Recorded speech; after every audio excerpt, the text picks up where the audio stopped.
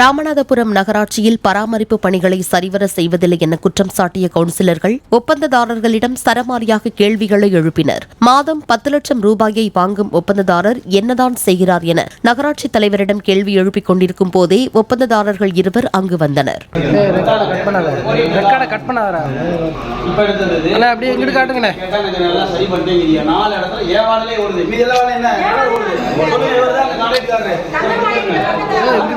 தாம் போன் செய்தால் மரியாதையாக பேசுவதில்லை என நகராட்சி துணைத் தலைவர் ஒப்பந்ததாரரிடம் கேள்வி எழுப்பினார்.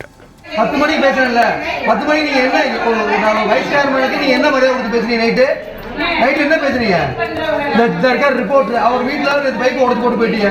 நான் நைட் உங்களுக்கு 11 மணிக்கு பேசுறேன், நைட் 10 மணிக்கு நான் யாருமே எனக்கு தெரியாது சார் சொல்றீங்க, நீங்க விளக்கம் சொல்றீங்க.